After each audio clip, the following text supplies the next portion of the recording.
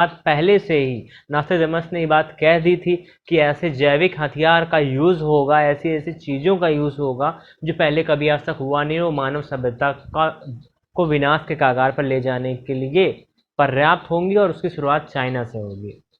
Hello दोस्तों, तो आज बात कर रहे हैं फिर से कोरोना की। जो मेरा पिछला वाला वीडियो था उससे कई लोगों ने ठीक से समझा नहीं है। लोग अपने आप में इतना भरे होते हैं कि कुछ ही समझना चाहते नहीं।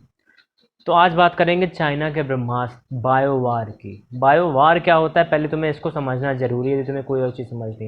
यदि तुम ब्रेन वॉश हो चुके हो, किसी और की वीडियो आकर देख रहे हो, तो तुम्हें फिर मेरी वीडियो की कोई ज़रूरत नहीं है। ठीक है, तो उन लोगों के लिए जो ऑलरेडी कहीं से ब्रेन वॉश है उनके लिए कुछ नहीं कह सकता मैं, सॉरी। यदि आपको अपना ब्रेन वॉश को वापस से सही करना है तो आप इस चीज़ को पूरा देखो।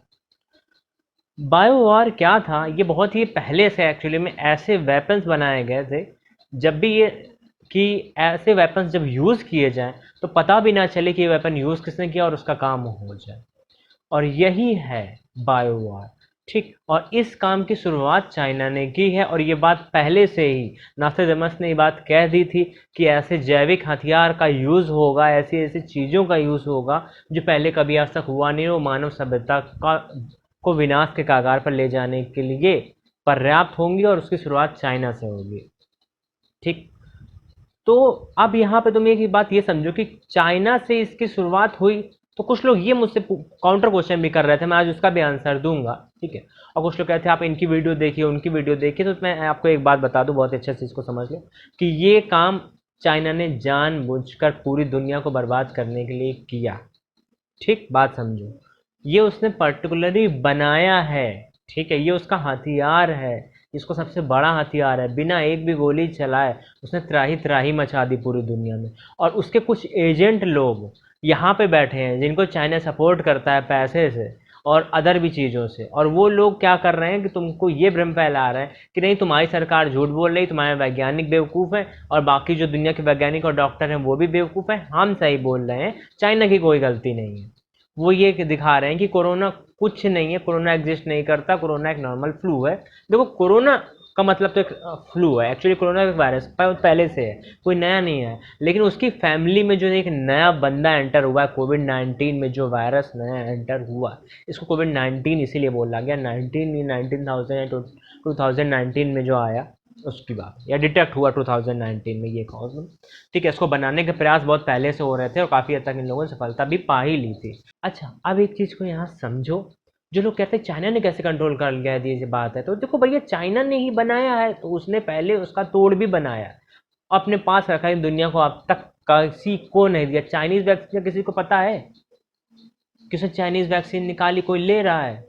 तुम्हारे पास स्पुतनिक आई। अब एक चीज़ ध्यान से सोचो, जो जो कह रहे हैं कि नहीं वैक्सीन वैक्सीन नहीं है, एक बात बताओ, अमेरिका में कितना हाहाकार मचा था, तुमने खुद देखा। ट्रंप की सीट चली गई उस वजह से। और वो अब कैसे अमेरिका सही हो रहा है? क्योंकि उन्होंने सब अपने सारे नागरिकों को वैक्सीन लगा दी है। और जो उनकी वैक्सीन है वो फाइजर कंपनी बनाती है, जिसने बहुत सारी चीज़ें ऑलरेडी पहले बनाई हैं, और बहुत ही बेस्ट कंपनी है फार्मा की दुनिया में। अब कुछ लोग कह रहे थे कि यहाँ ये जो हमारा वैक्सीन है, इसको जिन्होंने बनाया वो तो फॉरेन चले गए। तो देखो यार, फॉरेन चले जाएं या कहीं चले जाएं, मोस्टली यहाँ के जो भी फार्मा जो तुम यूज़ करते हो वो लोग यहाँ थोड़े रहते हैं। तो इसका क्या मतलब है कि उनकी दवाइयाँ नहीं सही हैं? ऐसा थोड़ी होता है। और एक चीज़ समझो बात को, चाइना ने हर चीज़ की तैयारी पहले ही कर ली थी, उसको पहले ही पता था। जैसे उसको तो वो लीक करना ही था, उसने लीक किया थोड़ा सा। बस दिक्कत ये हो गई कि उसके यहाँ वो चीज़ पहले लीक हो गई, जिस डेट पे वो लीक करना चाहता था उससे वो पहले ही लीक हो गई। ठीक है, वो नए साल में ये तोहफा दुनिया को देना चाहता था और उससे कुछ महीने पहले ये वायरस लीक हुआ। लेकिन उसने उसकी दवाई बना रखी थी। उसने सबसे पहले क्या किया, सबसे पहले लॉकडाउन लगा के सबको पकड़ा और पकड़ पकड़ के उनको मेडिसिन देकर सही कर लिया। ठीक है, और जो चाइना के पास मेडिसिन है इस चीज़ की, वैसी मेडिसिन किसी के पास नहीं है। लेकिन इसकी कोई बात ही नहीं होती, कोई जानता ही नहीं, क्योंकि उतनी गुप्त है, इतनी सब चीज़ें हैं कि किसी को चाइना ने इस बारे में बताया ही नहीं ठीक से। ठीक है, कि क्या उसने बनाई, लेकिन उसका प्लान क्या था, चाइना का पूरा मास्टर प्लान, वो मैं आपको बताता हूँ। एक पिक्चर आई थी, क्रिश क्रिश एक पिक्चर आई थी कोई मिल गया के बाद में, और इसका आई थिंक जो क्रिश 3 है, ठीक है भाई, जिसको क्रिश 4 बोल दिया गया है, वो अब इसमें आपको याद होगा काल। काल क्या करता है कि पहले वो वायरस बनाता है और वायरस को दुनिया में फैलने देता है। जब वो वायरस बहुत ज़्यादा स्प्रेड हो जाते हैं तब वो कंपनी काल, एक्चुअली उसकी कंपनी दवाई बनाती थी, लेकिन वही वायरस भी बनाती थी। तो फिर वो पहले वायरस बनाता है और उसकी दवाई बनाता है, वायरस फैलाता है और उसके बाद उसकी जो मेडिसिन होती है वो लोगों को देता है जब लोग पूरी तरीके से बर्बाद हो रहे होते हैं। मुंह मांगे दाम पर उनको वैक्सीन देता है, उनको एक तरीके से मनचाही शर्तें अपनी मनवा लेता है उस देश से। ठीक इस तरीके से वो पैसा इकट्ठा करा। यही काम जो है ये चाइना का, चाइना चाहता है, चाइना हकीकत में चाहता है, वो लोग चाइना के खिलाफ कुछ नहीं बोलते जिनकी तुम बात कर रहे थे हमसे।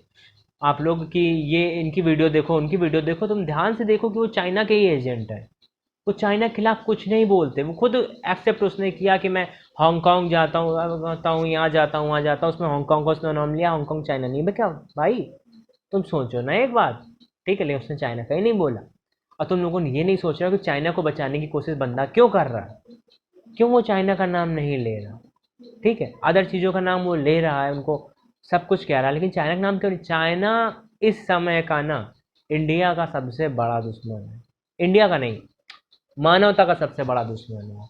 क्योंकि चाइना ने अपनी प्रकृति तो बर्बाद अपने हाथों से ही की है, कर डाली।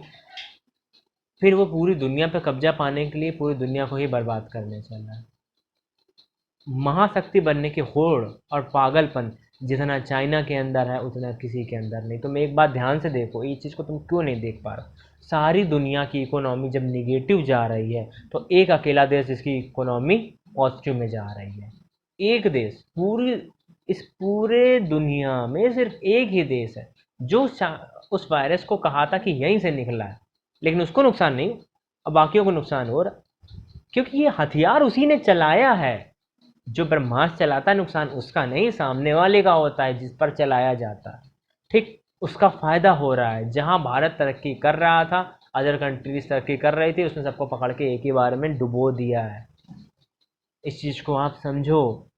चाइना के एजेंट जो हैं और उनका समर्थन करने के लिए बहुत सारे लोग आते हैं, और उनको तुम देखते हो ना कि बहुत सारे कमेंट है, वो किसी भी वीडियो में, इस वीडियो में भी हो सकता है, अदर वीडियो में भी, वो बॉटनेट यूज़ करते हैं, यानी कई सारी फर्जी आईडी से लगातार कमेंट करेंगे उसी बंदे के समर्थन में। तुमको ऐसा लगेगा कि सारे लोग यार इसी बंदे का समर्थन कर रहे हैं, यानी ये बंदा बिल्कुल सही बोल रहा है, इसका मतलब ये जो बोल रहा है यही सही बोल रहा है। अरे यार, बात को समझ नहीं पा रहे हो तुम लोग बिल्कुल भी, इसीलिए ऐसा कह रहे हो।